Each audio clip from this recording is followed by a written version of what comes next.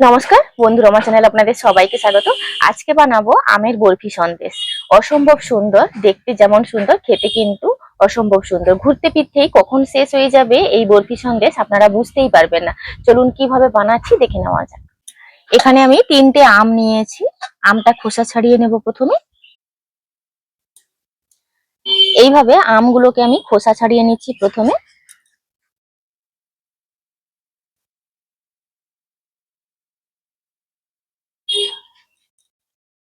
এইভাবে করে খোসা ছাড়িয়ে নিচ্ছি। আর এই আমগুলো কিন্তু কাঁচা মিষ্টি আম। কেউ যদি টক খেতে বেশি পছন্দ করেন সেক্ষেত্রে টক আম নিতে পারেন, কিন্তু একটু টক মিষ্টি ঝাল বানাবো সেই কারণে কিন্তু কাঁচা মিষ্টি আমটা নিয়েছি। 3টে আম এইভাবে খোসা ছাড়িয়ে নিয়েছি। এবার একটা একটা আম নিয়ে গ্রেট করে নেব।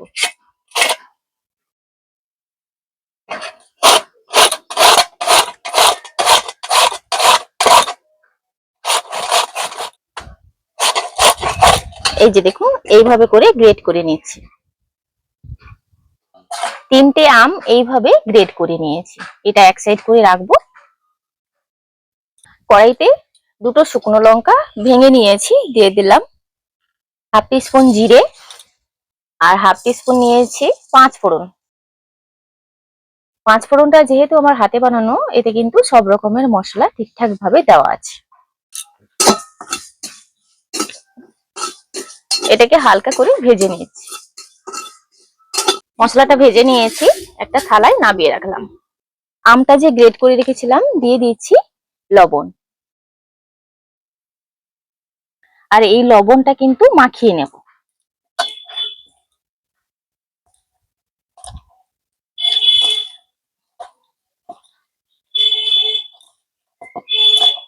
আমের অতিরিক্ত যে জলটা এইভাবে আলতো হাতে চিপে বের করে দিচ্ছি। কড়াইতে দিয়ে দিচ্ছি হাফ বাটি পরিমাণে চিনি।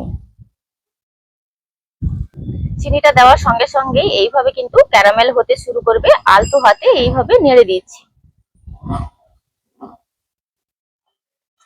চিনিটা দেখুন ক্যারামেল হয়ে গেছে। এর থেকে বেশি কালার করলে কিন্তু তেতো হয়ে যাবে।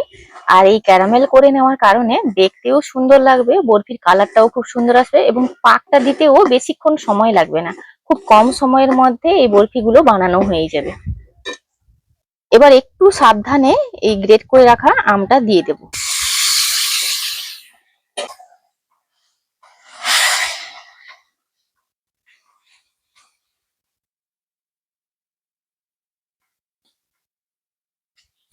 প্রথমের দিকে ক্যারামেলটা একটু জমাট বাঁধবে, পরে পরে আবার মিলিয়ে যাবে।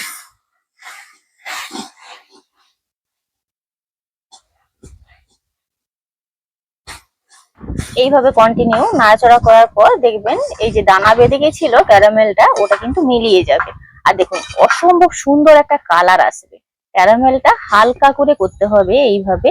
বেশি কালো করে দিলে একদমই তেতো হয়ে যাবে, সেটা খাওয়া যাবে না।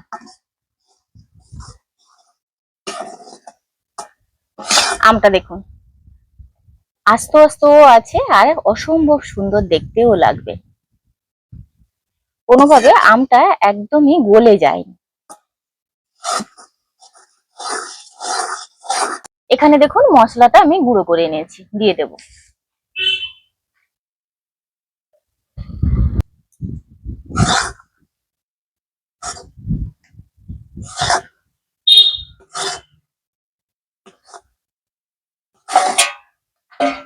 একটা প্লেটে আমি সর্ষের তেল মাখিয়ে নিয়েছি। এই বরফিটা এর মধ্যেই আমি সেট করব।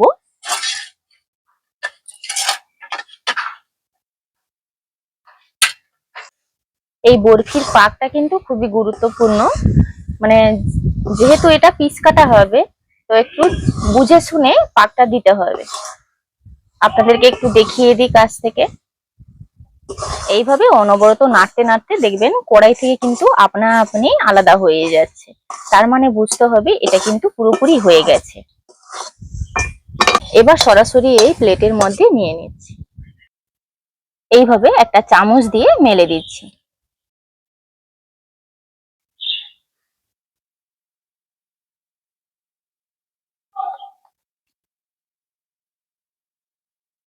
কি অপূর্ব সুন্দর একটা স্মেল উঠছে, কি বলবো।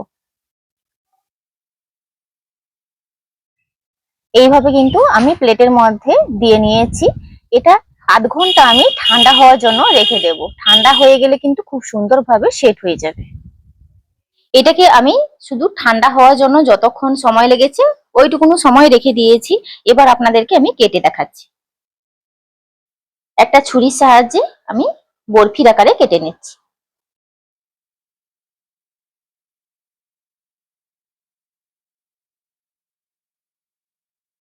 এটা যখন পুরোপুরি একদম মানে ঠান্ডা হয়ে যাবে তখন কিন্তু পুরো জমাট বেঁধে যাবে।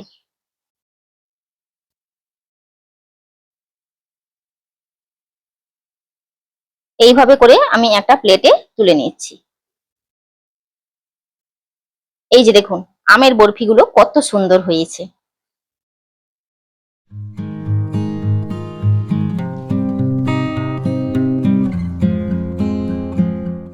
তো আপনারা দেখলেন আমের বরফি কিন্তু অসম্ভব সুন্দর খেতে। টক ঝাল মিষ্টি আমের বরফি এই বানানো মাত্রই কখন ঘুরতে ফিরতে শেষ হয়ে যাবে আপনারা বুঝতেই পারবেন না। ভিডিওটি এখানেই শেষ করছি। দেখা হচ্ছে পরবর্তী একটা নতুন পর্বে। ভিডিওটি ভালো লাগলে লাইক শেয়ার কমেন্ট করবেন। আপনারা সবাই ভালো থাকবেন, সুস্থ থাকবেন, সাবধানে থাকবেন।